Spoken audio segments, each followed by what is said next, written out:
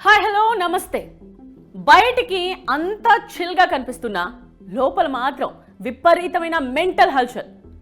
Global mind health report 2025 Gen Z గురించి ఒక shocking నిజం చెప్పింది. తాతలు తండ్రులు మెంటల్గా చాలా స్ట్రాంగ్గా ఉంటే సోషల్ మీడియాలో బిజీగా ఉండే నేటి యూత్ మాత్రం మానసిక ఒత్తిడిలో ప్రపంచంలోనే లాస్ట్ బెంచ్లో ఉన్నామట. అసలు ఈ మెంటల్ బర్న్అవుట్కి కారణం ఏంటి? ఇండియన్ యూత్కి ఏమైంది? ఆ రిపోర్ట్ చెప్పిన షాకింగ్ మ్యాటర్ ఏంటి? ఇవాల్టి నేత్రాస్ లెన్స్లో let's start. Welcome to Netras lens. మన చేతిలో స్మార్ట్ ఫోన్ ఉంది, నెత్తిలో ఏమో 5G స్పీడ్ ఉంది, కానీ మైండ్లో మాత్రం అసలు ప్రశాంతతే లేదు. సాపియన్ ల్యాబ్స్ రిపోర్ట్ ప్రకారం Indian youth mental health score ఎంతో తెలుసా? 100కు కేవలం 33. ఎస్, అదే చెప్తుంది. ఇది 60 ఏళ్ల వయసులో కూడా పెద్దవాళ్ళు చాలా స్ట్రాంగ్గా ఉన్నారని చూపిస్తూ ఉంది. బట్ 25 ఏళ్లకే ఎందుకు యూత్ అంతా కుంగిపోతూ ఉన్నారు? వయసు పెరిగే కొద్దీ బలహీనపడటం సహజం, కానీ భారత్లో సీన్ ఏమో రివర్స్ అవుతోంది. 60 ఏళ్ల వృద్ధులు మెంటలీ చాలా స్ట్రాంగ్గా ఉంటే 25 ఏళ్ల యువత మాత్రం ఒత్తిడితో చిత్తైపోతోంది. సో ప్రపంచ స్థాయి మానసిక ఆరోగ్య సూచీలో భారత యువత పరిస్థితి అత్యంత దారుణంగా ఉందని తేలింది. దేశానికి యువతే అతిపెద్ద బలమని మురిసిపోతున్న వేళ ఒక గ్లోబల్ నివేదిక దిగ్భ్రాంతికర నిజాలను బయటపెట్టేసింది.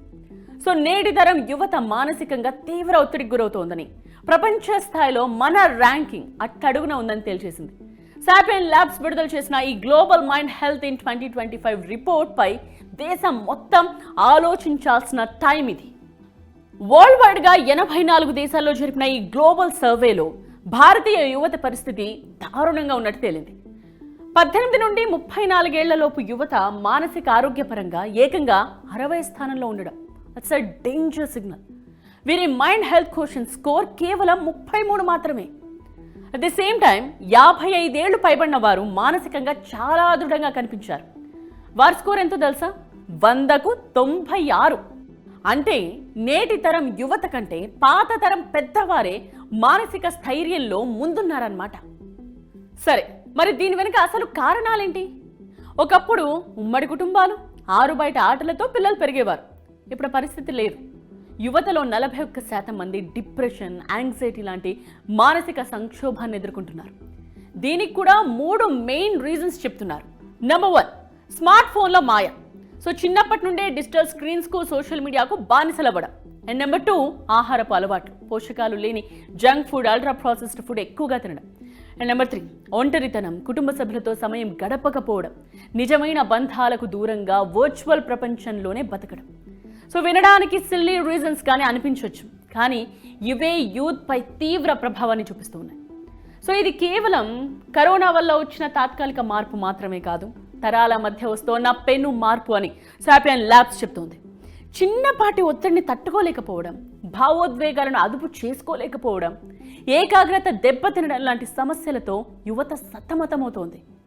దేశానికి వర్క్ ఫోర్స్గా మారి భవిష్యత్తును నిర్దేశించాల్సిన యువశక్తి ఇలా మానసికంగా కుంగిపోవడం దేశ ఆర్థిక వ్యవస్థపై, ప్రొడక్టివిటీపై తీవ్ర ప్రభావం చూపే ప్రమాదం కూడా ఉంది.